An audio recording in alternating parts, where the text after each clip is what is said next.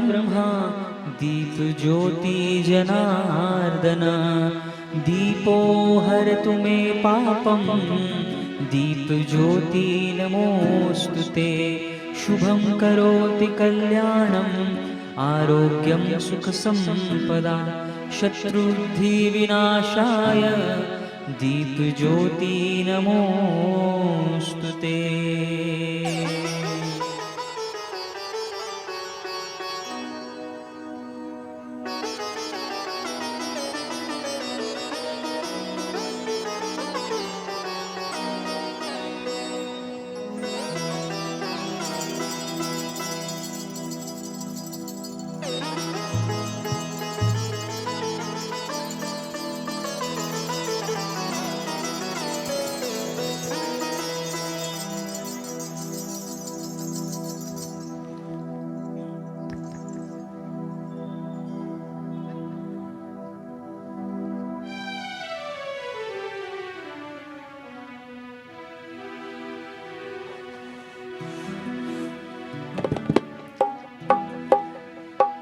ज्योत से ज्योत जगाओ, सद्गुरु ज्योत से ज्योत जगाओ। मेरा अंतर दिव्य मिटाओ, सद्गुरु ज्योत से ज्योत जगाओ। हे योगेश्वर, हे परमेश्वर, ज्ञानेश्वर, सर्वेश्वर, निज कृपा बरसाओ, सद्गुरु ज्योत से ज्योत जगाओ। मेरा हम बालक तेरे द्वार पे आए, मंगल दर्श दिखाओ, सद्गुरु ज्योत से ज्योत जगाओ। शीश झुकाए करे तेरी आरती, प्रेम सुधा बरसाओ, सद्गुरु ज्योत से ज्योत जगाओ। साची ज्योत जगे जो हृदय में, सोहम नाद जगाओ, सद्गुरु ज्योत से ज्योत जगाओ। अंतर में युग युग से सोई, चित शक्ति को जगाओ, सद्गुरु ज्योत से ज्योत जगाओ। जीवन ले श्री राम अविनाशी, जीवन ले सद्गुरु अविनाशी। चरणन शरण लगाओ, सद्गुरु ज्योत से ज्योत जगाओ। मेरा अंतर तिमिर मिटाओ, सद्गुरु ज्योत से ज्योत जगाओ। स्वामी मोहे न विसारियो, चाहे लाख लोग मिल जाएं, हम सम तुमको बहुत हैं, तुम सम हमको नाही। दीन दयाल को विनती, सुनहो गरीब नवाज, जो हम पूत कपूत हैं, सो है पिता तेरी लाज। हरि हरि ओ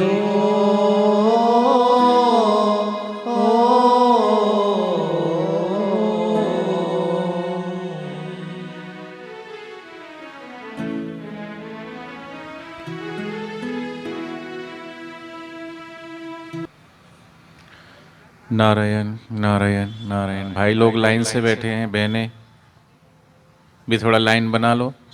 लाइन से बैठो तो थोड़ा अच्छा रहेगा, और थोड़ा दूर दूर बैठें। नारायण नारायण बोलो सभी। हरि ओम हरि ओम हरि ओम।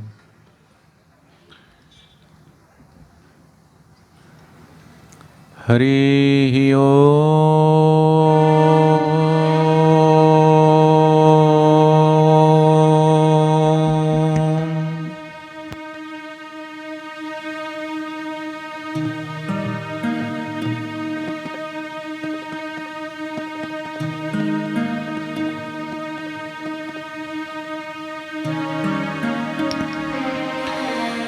हरि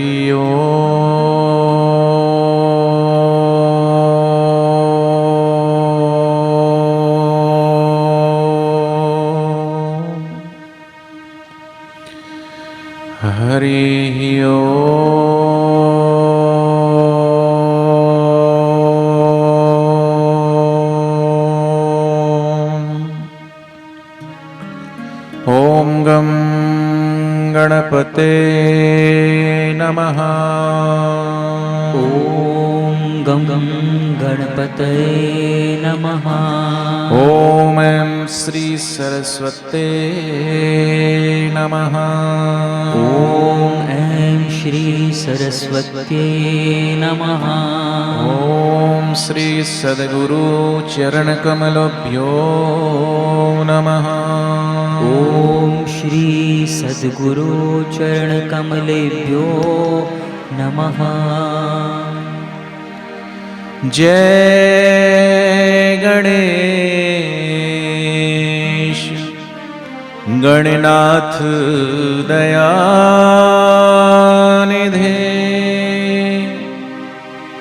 सकल विघ्न करे दूरी हमारे। मम बंदन स्वीकार करो प्रभु, चरण शरण हम आए तिहारे। गुरुर्ब्रह्मा गुरुर्विष्णु गुरुर्देवो महेश्वरः, गुरुर्साक्षात् परब्रह्म तस्मै श्री गुरुवे नमः। त्वमेव माता च पिता त्वमेव बन्धु च सखा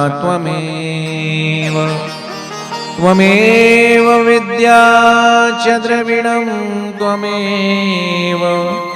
त्वमेव सर्वं मम देवदेव। हरि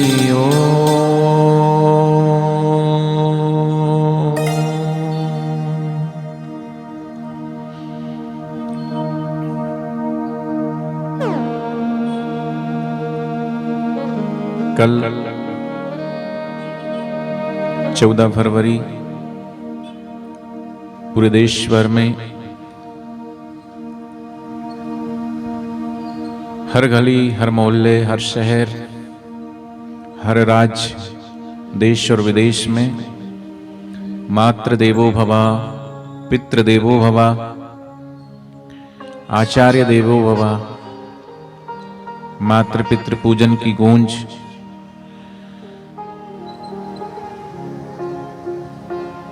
हर वर्ष से इस वर्ष कोरोना काल होने के बावजूद भी बहुत सारे विद्यालय जो कई राज्यों में खुले, कहीं नहीं खुले, उन राज्यों में, जिन राज्यों में विद्यालय खुले, विद्यालयों में भी जाकर के मातृ पितृ पूजन दिवस शुरू हुए। और मैं तो पिछले महीने से ही मातृ पितृ पूजन दिवस के कार्यक्रम छत्तीसगढ़ में था, तो 10 जनवरी से ही मातृ पितृ पूजन दिवस शुरू हो गया था रायपुर आश्रम से। किसी ने 10 तारीख से किया, किसी ने 15 जनवरी से किया, किसी ने 20 जनवरी से किया। तो एक दिन में ये मातृ पितृ पूजन दिवस मना सकें, वो मनाते तो हैं, लेकिन अधिक से अधिक लोगों तक ये मातृ पितृ पूजन का संदेश जन जन तक पहुंचे। जिस जिस स्रोत से, जिस जिस माध्यम से ये लोगों तक पहुंचे, चाहे फिर वो आज के आधुनिक युग इंटरनेट, मोबाइल के द्वारा, सोशल मीडिया के द्वारा, व्हाट्सएप के द्वारा, फेसबुक के द्वारा, ट्विटर ट्रेंड के द्वारा, यूट्यूब के द्वारा और भी अनेक अनेक माध्यमों से इसका प्रचार प्रसार साधक भक्तों ने किया, ऐसी बात नहीं है। कई सारे विद्यालयों में, कई जगहों पर, कई शहरों में कार्यक्रम हुए तो लोगों ने अपने व्हाट्सएप पर, अपने फेसबुक पर डीपी लगाए, स्टेटस वगैरह लगाए, सबको अच्छा लग रहा था। अच्छी चीज का प्रचार प्रसार अपने आप ही हो जाता है। और ये लगभग 15वां वर्ष है जो मातृ पितृ पूजन दिवस हम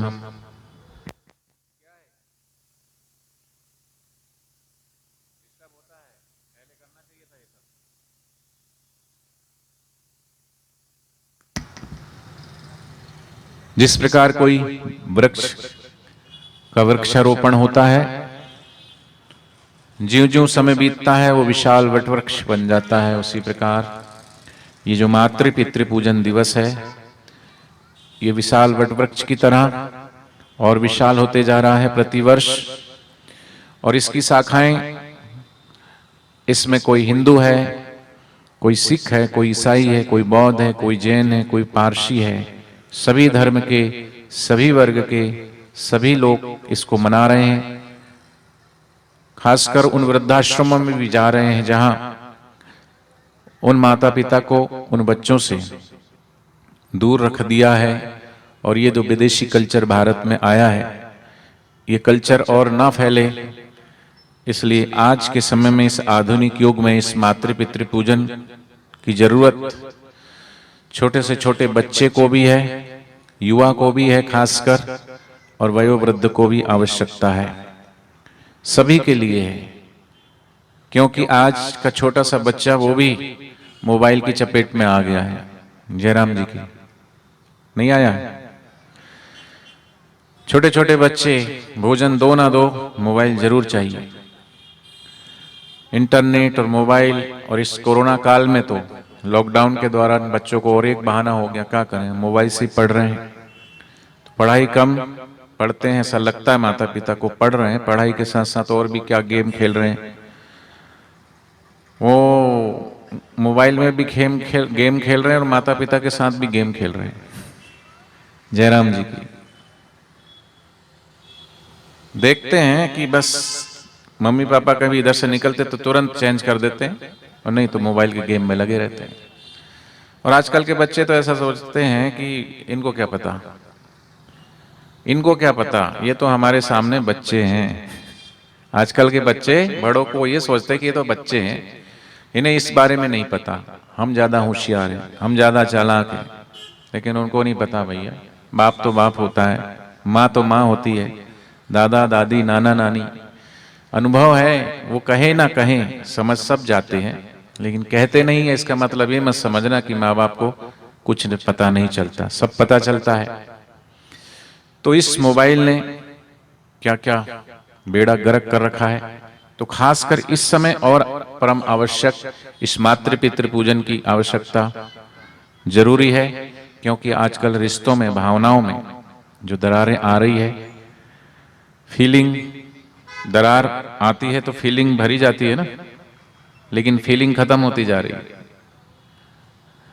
तो आइए इस मातृ पितृ पूजन दिवस के निमित्त आज यहाँ पधारे हैं। सबसे पहले हम अपने गुरुदेव के श्री चरणों में, क्योंकि गुरुदेव ने जो ज्ञान दिया है, गुरुदेव ने जो मार्ग दिया है, उस ज्ञान की आवश्यकता, उस मार्ग की आवश्यकता, वो एक संदेश है, वो एक प्रयोग है, वो एक ऐसा पथ है, वो एक ऐसा रास्ता है।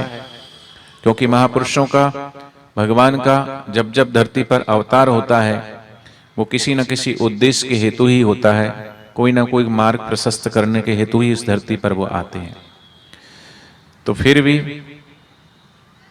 मैं ये कहूंगा कि आसमान की शोभा शून्य से नहीं सितारों से होती है, आसमान की शोभा शून्य से नहीं सितारों से होती है, देश की शोभा गद्दारों से नहीं बापूजी जैसे प्यारों से होती है।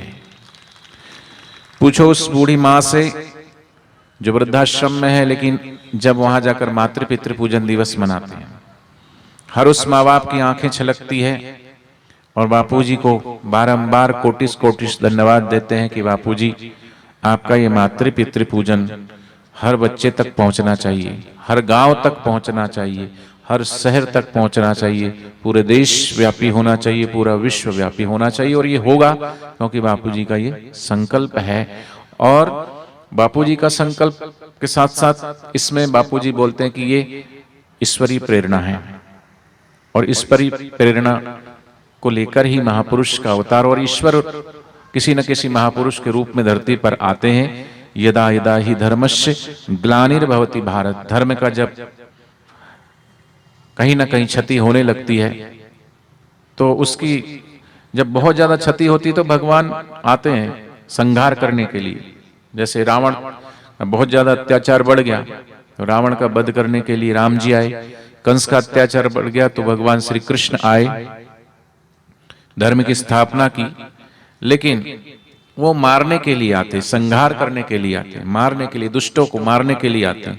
लेकिन महापुरुष मारने के लिए नहीं आते, वो तो समय समय पर अपने भक्तों को तारने के लिए आते हैं। और भगवान ने तो गिने चुनों को मारा है, संहार किया, लेकिन महापुरुषों ने कितनों को तारा है उसकी कोई संख्या नहीं। और इसलिए रेत की जरूरत रेगिस्तान को है, सितारों की जरूरत आसमान को है, लेकिन बापूजी की जरूरत तो सारे हिंदुस्तान को है, सारे विश्व को है। और आसमान की शोभा शून्य से नहीं सितारों से होती है, देश की शोभा गद्दारों से नहीं बापूजी जैसे प्यारों से होती है। तो वो क्यों होती है? क्योंकि आज अगर समाज से महापुरुषों को वंचित रखा गया है, और लोग ऐसा बोलते हैं साधु संतों का क्या काम है, साधु संत अपना जाए जंगल में गिरी गुफाओं में तपस्या करें, भगवान का भजन करें, उन्हें क्या जरूरत है समाज में आने की। अरे भैया, संत ना होते तो जल मृता, बोलो, संसार। संसार जहां राग है, द्वेष है, काम है, क्रोध है, वैमनस्य है, अगर संत ना होते जगत में तो जल मरता संसार। महापुरुष निवृत्ति प्रधान होते हुए भी प्रवृत्ति समाज में ही करते हैं, क्योंकि अपनी निवृत्ति से ज्यादा उनको प्रवृत्ति इसलिए करनी पड़ती है क्योंकि जहां आग लगी है पानी वहीं डालना पड़ता है। आज समाज तप रहा है, तो बापूजी ने योग के माध्यम से, ध्यान के माध्यम से,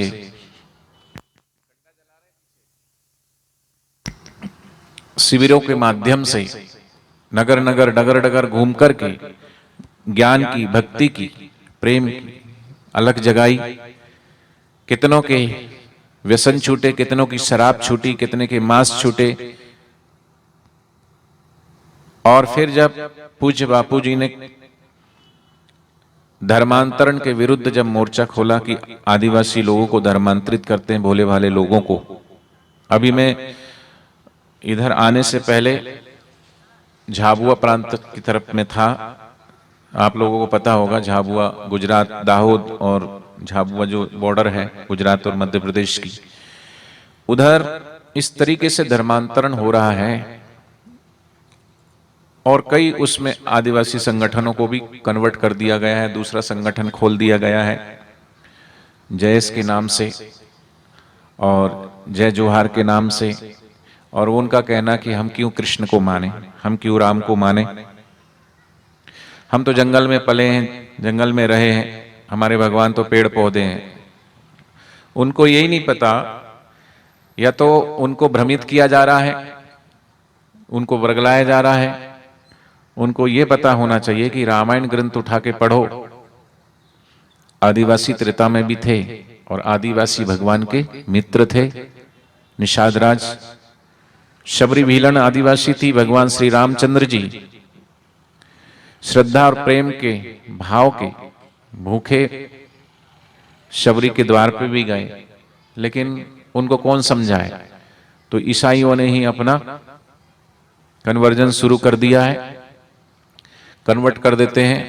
तो बापूजी थोड़ा सा सावधान करते थे लोगों को, वो उनको चुपता था। फिर उन्होंने एक तो धर्मांतरण के द्वारा समाज को कन्वर्ट करने का प्रयास, दूसरा कॉन्वेंट स्कूलों के माध्यम से कन्वर्ट करते हैं। तो पूज्य बापू जी का एक सिद्धांत है, किसी चीज का हम अगर विरोध करते हैं तो वो चीज का और व्यापक प्रचार हो जाता है।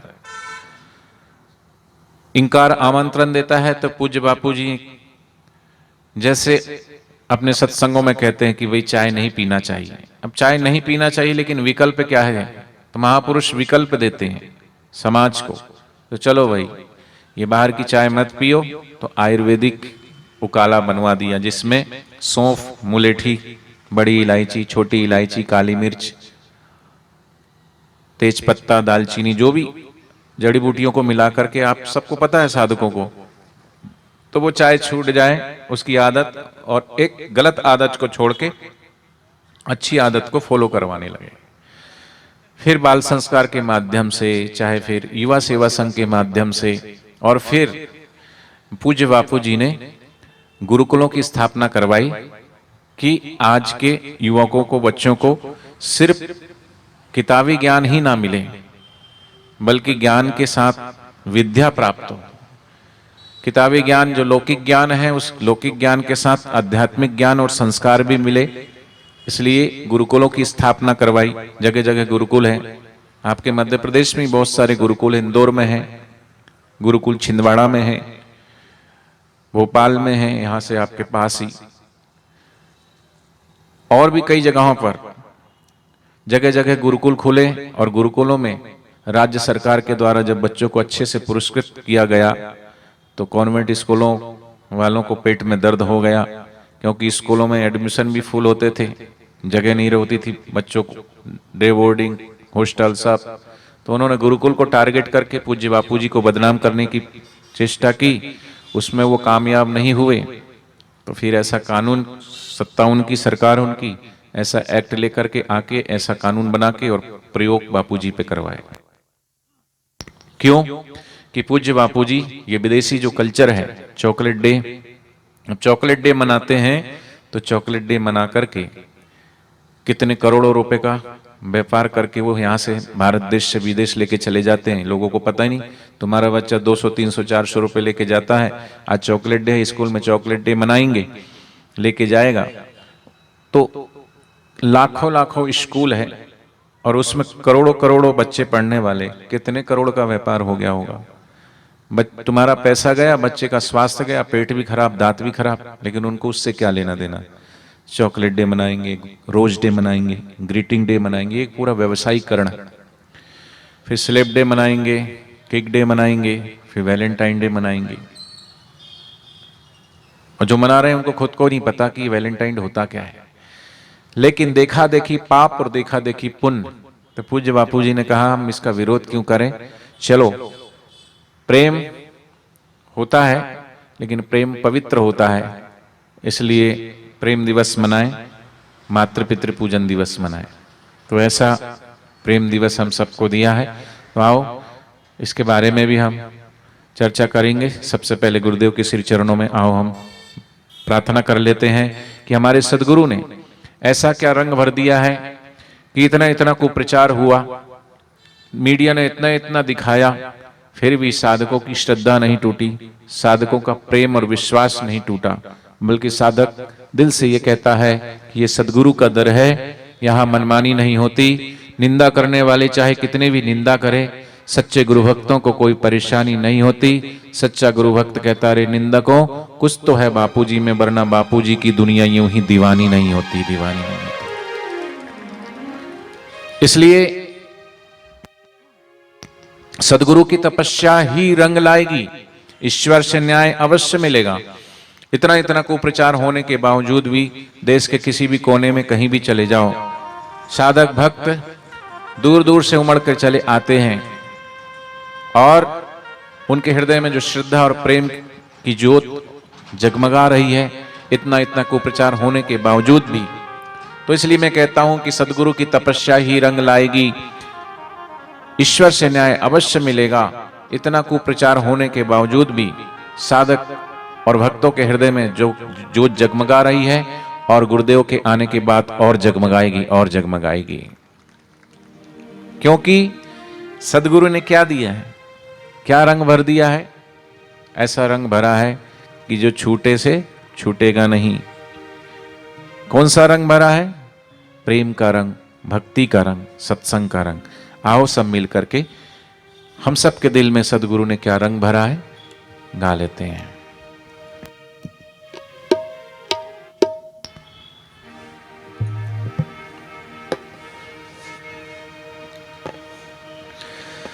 दिल में न जाने सतगुरु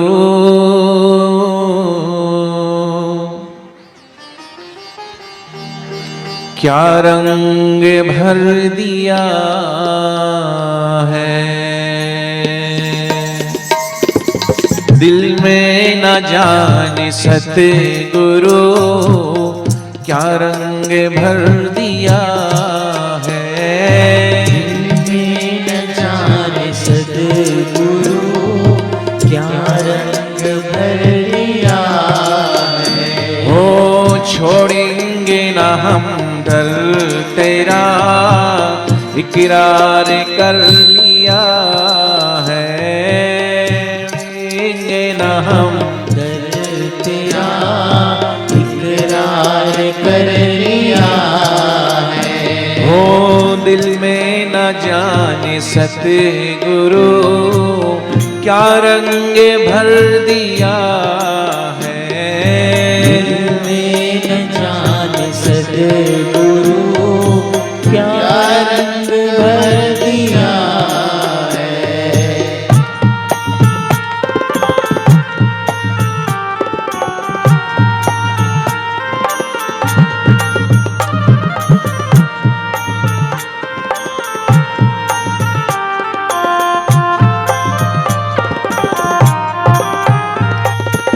जिस दिन से पी लिया है तेरे नाम का ये प्याला।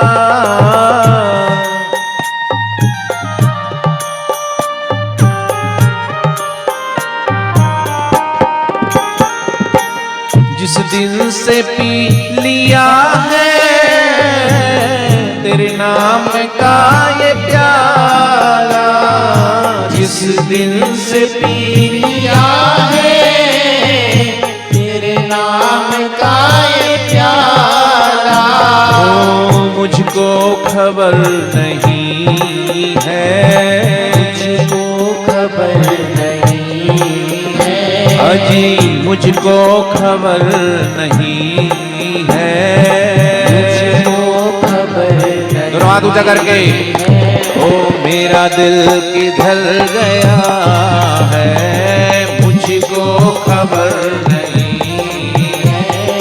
मेरा दिल किधर गया ओ दिल में न जाने सतगुरु क्या रंग भर दिया है। दिल में न जाने सतगुरु क्या रंग भर दिया। हरि बोल।